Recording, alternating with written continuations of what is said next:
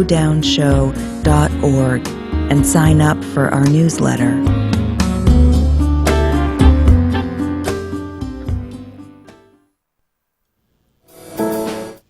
It's Wednesday morning here on KSJE, and it's time to take our weekly trip to the Encouragement Lab. Dr. Mike Hattabaugh is standing by in the lab this week. Dr. Hattabaugh, good morning. Morning. Thank you for joining us this week. It's great to be here. Good to see you. And so this week we're kind of continuing a little bit of what we talked about last week, if I recall correctly. Yeah, I feel like, last week we were talking about, cancel culture and our communication styles. And that's really where I want to go. That's what I really am. I've been a communication professor for 20 years. Right. Talked to thousands of students about their life. And we have, it's fun. Students are all often amazed that when we start with communication, we start talking about the self. We start talking about who we are and then our perceptions about the world. Right. And so I want to start with a story. So years ago, when Piedra Vista was being considered by the Farmington Public Schools, it didn't even exist yet. I was in town. I was a youth pastor, and I was asked to be on that committee. And one of the things we did is we flew to Plano, Texas to see what at the time was the #1 high school in the country. And we got there, and short story is we found out it's because they had a lot of money. That's why they were #1 school in America. But I want to talk about something that happened on the way there. Back then, for a while, there was a plane that left Farmington, and it flew to, I think, Odessa. And then it flew into Dallas-Fort Worth. It was an American Airlines plane. It was one of those small prop planes. Smaller, not as small as they get. Right.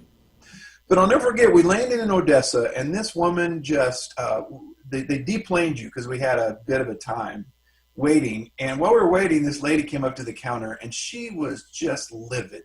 She laid into the counter people about their jobs, and she was going to call their cancel culture. It was I'm going to get you fired because you won't let me on this plane. As they calmly sat there and said, "I'm sorry, ma'am, the seats are all full." Okay, right. Well, somehow somebody didn't show up, or somebody gave up their seat for money. I don't know what happened, but she ended up on her plane. Oh. Now, today we'd call that person a Karen, but go ahead. Yes, very much a Karen. Exactly. Okay. All right. So we take off from Odessa, and this is summer, I think it's summertime. It's close to summer. It's hot in Dallas, wherever it was. And as we approach the Dallas-Fort Worth airport, it's thunderstorms are there. And if you've ever been on a plane going into Dallas in the summer, it can get really bumpy. We'll put that on a smaller prop plane, and bumpiness goes up by tenfold. Right. And literally all of a sudden, we're starting to come down and approach, and the plane is bouncing around, and we literally become the airplane movie. This woman starts screaming at the top of her lungs, "We're all going to die! We're all going to die! We're all going to die!" And yelling it throughout the whole plane. And I know that every single one of us in that moment wanted to get up and slug her. It's like, are you kidding me? You just blew up at the world for getting on the plane, and now you're telling us all that you're so anyway, the plane lands just fine. Right. We get to the counter, and this woman is mumbling to everybody, "Well, I really thought. You got to understand, I thought." And I just thought, what a microcosm of what I see right now on, social media networks and people trying to communicate their feelings right now. Every day I see completely rational people that normally, are educated and smart, just come unglued because somebody believes differently than them about what we should be doing or not doing. Or they're the woman on the plane screaming. And I think what most people don't realize is that the great majority of us are like, just stop it. Yeah, I agree. So I found this quote from Brene Brown, I believe, that I just love. If you're not familiar with Brene Brown, she writes a lot of self-help books, and I like a lot of what she does. There's some things about her that I disagree with, but man, I get a lot more out of her than I disagree with. But one of the things she says is this. She says, I think this is her anyway. If not, it was given credit to her. Heal so you can hear what's being said without the filter of your wound. Let me say that again. Heal so you can hear what's being said without the filter of your wound. a lot of us are wounded right now for a lot of different reasons.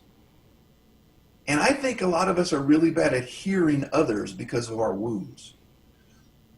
And the problem is, as long as that wound, it's a scar. Wound leaves a scar. And as long as we're only hearing through that filter, we aren't hearing everything. Right. The closest thing I can kind of reference to that is my biggest phobia in life is tornadoes. I grew up in the South and was around a lot of tornadoes growing up. One thing I loved about living in Farmington is hardly ever any tornadoes, though we had a couple over the years. Yeah. But if you get me around a tornado, I know that I become irrational. Now, I'm still relatively in touch with who I am, but I know that I can't really talk about anything else. If there's a tornado warning anywhere near where I'm living and a thunderstorm is at hand, trust me, I'm not making rational decisions in that moment.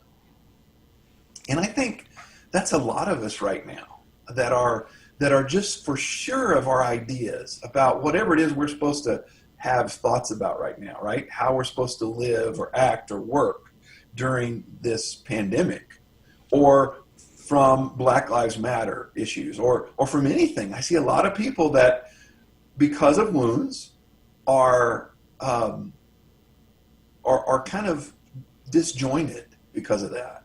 And I just want you to realize that you're probably not hearing well. And I want you to take a pause and ask yourself, what wound do I have from my past? Where was I wrong? Where was, I see people that when they finally share their feelings and it comes out, usually something happened in their past that makes them feel a certain strong way about something. Right. And that's fine, but that distorts our reality. That distorts the truth in us. It doesn't make us more sure of the truth. It actually distorts it. Now, I don't want to undo your wound. I don't want to say, oh, you got to ignore that scar. I just want you to recognize that scar is distorting how you're interpreting other people's actions and reactions. I think that's a good thing to keep in mind, Dr. Hattabaugh, especially these days. And I would say probably with all that's going on in the world today, a lot of us have more scars than maybe we're used to. Well, and I think, all of a sudden we've got attention for maybe some scars that haven't bothered us for a while. Yeah. And now, and we'll continue with that next week, because I want to talk about a word that 10 years ago was like a really big buzzword in our culture. And I was against it then. I'm still against it, and I'll tell you why. Okay. But the word is tolerate. Ah, all right. And have you noticed that word's disappeared? Interesting. I haven't heard that once the past year and a half. Right. No one's saying we got to tolerate the other side anymore. No, that's So very let's talk true. about that next week. I will look forward to that. Okay. Very good. Well, Dr. Hattabaugh, thank you so much. We will talk to you again next week. We'll see you then. If you will tolerate me, I'll talk to you next week. All right. Dr. Mike Hattabaugh, he is with me on Wednesdays right here on KSJE Farmington.